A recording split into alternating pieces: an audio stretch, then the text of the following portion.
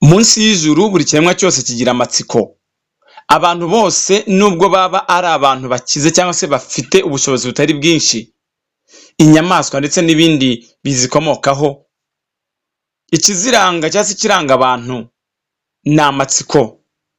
Mu gihe bitegereza byinshi ariko ntibabigere, bigatuma n'ubundi bashakashaka kugira ngo bamenye impamvu ndetse n'amavu n'amavuko y'icyo bifuza kumenya. Ni itsinda ry'abahanzi, abaririmbyi, Isonga Family, abakobwa batatu bavukana baririmba injyana zikunzwe na buri wese.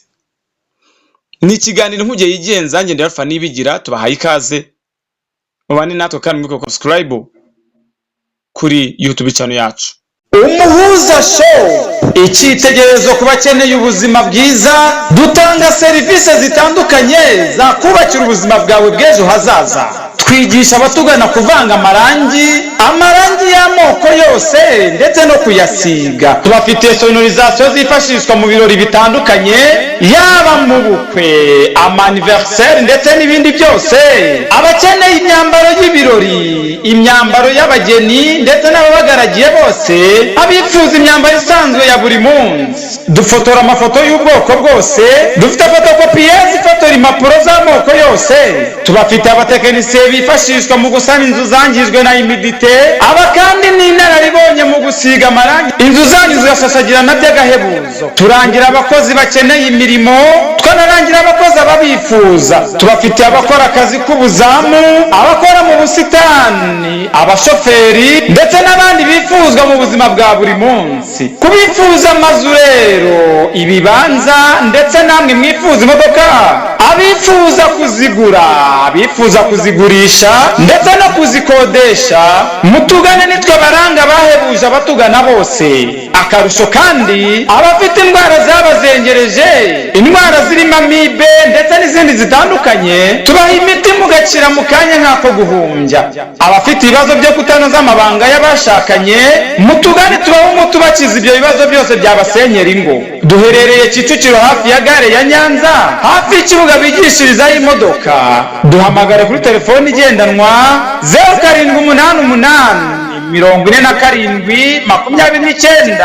0788 cyangwa se 0788 tukurangira aho dukorera. Umuhuza Shop, igisubizo cy'ubuzima kuri buri wese. Ni amavu n'amavuko y'itsinda Isonga Family rigizwe n'abakobwa batatu bavuka mu karere ka Rulindo mu ntara y'Amajyaruguru. Aba ngaba ni abakobwa beza baririmba injyana zikunzwe n'abantu benshi, nyamara ariko bagatangaza benshi kubera yuko bashaka kumenya ibyabo n'ukuntu basa neza kandi bafite isura isa. Bifuza ko bazaririmba indirimbo zabo zikarenga igihugu, zikajya hakurya y'inyanja. Isonga Family ni itsinda rigizwe n'abakobwa batatu bavukana, Mukarukundo Sara, uyu no mukuru muri bo, Uwineza Liliane n'umukurikira, ndetse na Sabato Clarisse, umuto muri bo. Abakobwa bavuka mu murenge wa Buyoga mu karere ka Rulindo mu ntara y'Amajyaruguru. Batangiye umuziki wabo kera ari bato cyane, gusa mu mwaka wa 2018 nibwo batangiye gushyira ahagaragara impano yabo, batangira basubiramo indirimbo zo hambere. Mu mwaka wa 2020 Isonga Family y'abakobwa batatu bavukana nibwo batangiye gukorana n'Umushanana Records mu byo gutunganya album yabo ya mbere bitiriye indirimbo yabo Rwantambi. Iyi album iriho indirimbo zirenga 10 zirimo Umupangayi, ikaba yarabaye ni ya mbere basohoye. Ntabwo ishingiye ku nkuru mpamo, bivuga ku mukobwa wasaye mu nyanja y'urukundo rw'umusore uba ukodesha mu nzu iwabo, bizwi nk'umupangayi. Ku mbuga nkoranyambaga hose barabazi, cyane cyane kuri YouTube channel yabo. Bamaze gusubiramo indirimbo nyinshi z'abahanzi bubakiye umuziki wabo muri gakondo, barimo Masamba Intore, Cecile Kayirebwa, Muyango Jean Marie ndetse na Kamariza hamwe n'abandi. Mu kiganiro bagiranye n'ibitangazamakuru bitandukanye, Mukarukundo Sara washinze iri tsinda akarihurizamo abavandimwe be, yavuze ko byose byatangiye yiga mu mashuri yisumbuye yiyita Isonga. Kuva mu mwaka wa 4 w'amashuri yisumbuye ararikomezanya kugeza ubwo asoza amasomo ye maze itsinda ryita Isonga koko. Mukarukundo yavuze ko kandi bitewe n'ibisobanuro by'ijambo isonga byageze naho aryongera ku mazina ye akoresha ku mbuga nkoranyambaga ribakimenya bose mu nshuti ze ndetse n'abandi. Abavandimwe rero nabo bagiye bigana aho yigaga mu mashuri yisumbuye, baje kwigana n'ubundi bakomezanye n'izindi njyana zitandukanye zabo. Yavuze ko kandi we n'abavandimwe be bakuze bakunda kuririmba mu buryo bwo kwishimisha, ariko muri bo bakumva ko guhuza imbaraga hari icyo bibyara, ari nayo impamvu uyu munsi bameze neza. Yavuze ko atari yarigeze atekereza ko bo bombi bazashinga itsinda ry'umuziki rigakomera bagakora amafaranga ubundi bakitwa bakomeye, ngo ni ukubera ko bumvaga bakomeza kujya baririmba mu buryo bwo kwinezeza. Abakobwa bavukana bashinze itsinda ry'umuziki baryita Isonga Family, riraryoha koko, abasore n'inkumi bararikunda, abakecuru n'abasaza ndetse n'ibikwerere. Uyu mukobwa yavuze ko kandi hari umwe mu nshuti zabo wabasanze abasanga iwabo ubwo barimo baririmba, aratungurwa cyane, abasaba ko bakongera bakaririmba akabumva, maze agafata amashusho hanyuma akayasakaza ku mbuga nkoranyambaga, abantu bakunda impano yabo bakinjira mu muziki. Mukarukundo yavuze ko kandi ibyo byose byabaye agisoza amashuri yisumbuye atarabona akazi, ariko kandi ngo ntiyarazi neza ko ngo afite ikirezi muri we n'abavandimwe be. Yavuze ko kandi icyo gihe ngo yasubiyemo indirimbo Izuba Rirarenze afatanyije na murumuna we Liliane, ko ngo umuto muri bo yarakiri mu ishuri. Iyi nshuti yabo yababwiye ko kandi ngo impano bifitemo ikomeye, kandi ko ngo bashatse bayibyaza umusaruro. Clarisse avuga ko kandi ngo akimara kuva mu ishuri yasanze abavandimwe be baramaze gushinga itsinda, bamuganiriza ku migabo n'imigambi yabyo, ndetse kandi asanga ibyo bamubwiye koko birubaka. Nabo rero bifuzaga ko bagize umuziki wabo gakondo hanze y'u Rwanda ndetse n'imbibi z'u Rwanda bakagura n'ibwota amasimbi. Ntabwo Clarisse yatinze kubyumva, yarabyemeye, arabegera afatanya nabo. Niyo mpamvu rero yavuze ko gushyigikira abavandimwe be mu muziki byanaturutse ku kuba aririmba ibyo yakundaga cyane, bityo rero agakora ibintu akunda ataruha kandi atinuba.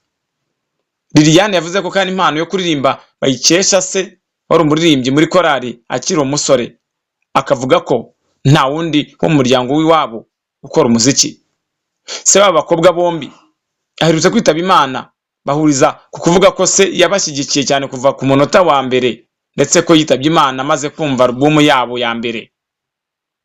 Bavuze ko kandi yagiye abakomeza mu rugendo, akabatera inkunga kandi agahora abashishikariza gusenga Imana kugira ngo ibafashe kurenga ibisitaza. Isonga Family bavuze ko kandi bagiye bita cyane ku mirimo yo kurangiza alubumu yabo ya mbere yakorewe muri Umushanana Records.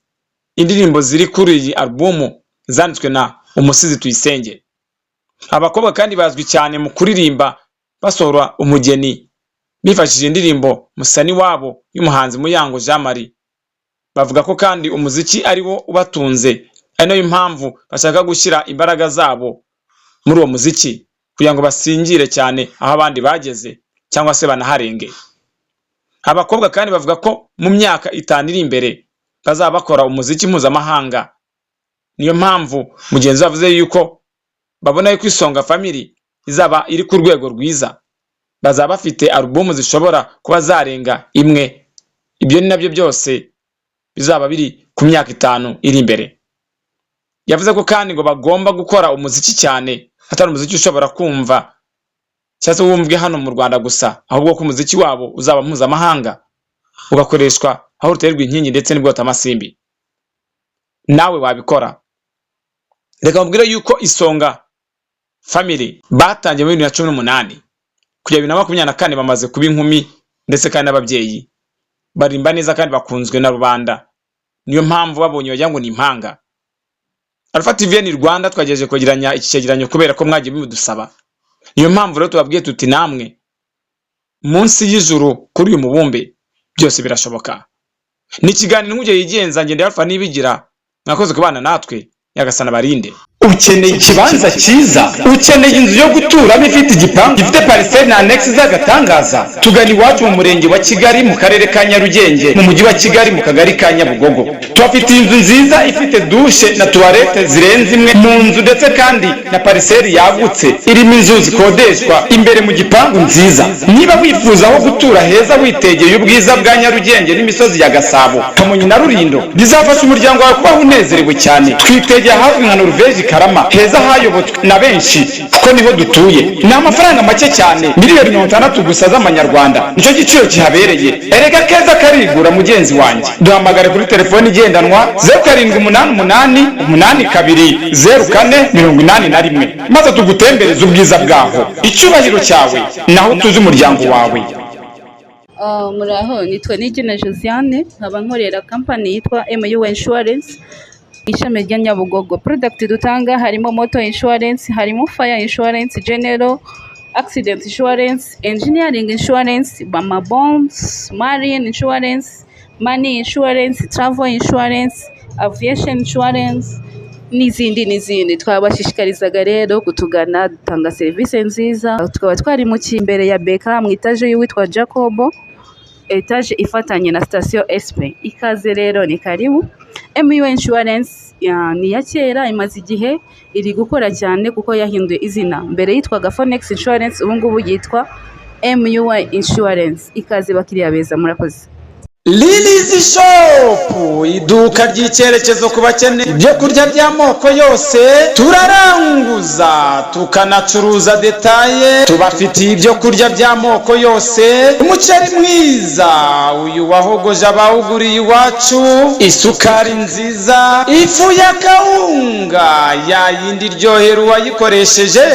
Tubafitiye ubugari mwakunze bwo ku buhanda ahazwi nk'igitwe, amakaro na tubuka, amavuta aryohesha indyo, sauce tomate ya salisa n'ibindi mwakenera hano iwacu. Umwihariko wacu kandi nuko tubafitiye amafu y'ubwoko bwose ndetse n'amafu avangiye hamwe kandi atunganyije neza. Tubafitiye ibyo kunywa, amata meza ndetse n'amazi by'uruganda rw'Inyange. Urahasanga ibikoresho by'isuku, Kotex ku badamu n'abakobwa, Pampers ku bana, papier hygienique ndetse n'ibindi bikoresho by'isuku utasanga ahandi. Dukorera mu isantere ya Ruyenzi ku cyapa cya mbere cya taxi z'imodoka zijya Gihara ku nyubako nshihari. Iwacu hariranga. Duhamagare kuri telefoni igendanwa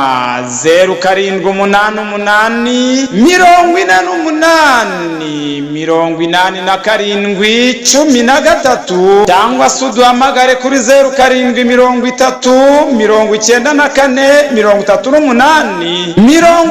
0730943894 tubikugezeho mu kanya nk'ako guhumbya. Lilies Shop, ibiciro byacu binogeye abatugana bose.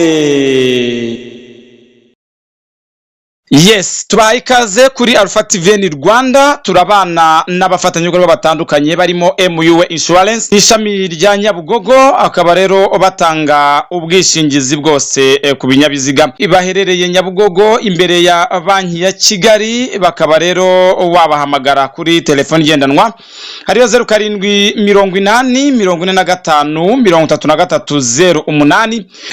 Turaza kubana kandi na Lilies Shop, ni iduka ricuruza ibiribwa, bakaba bacuruza detaye, bakanaranguza ku giciro kinogeye buri wese. Baherereye mu murenge wa Runda ku Ruyenzi mu isantere. Bahamagare kuri telefoni igendanwa 07884848 8713 cyangwa se 0730943894.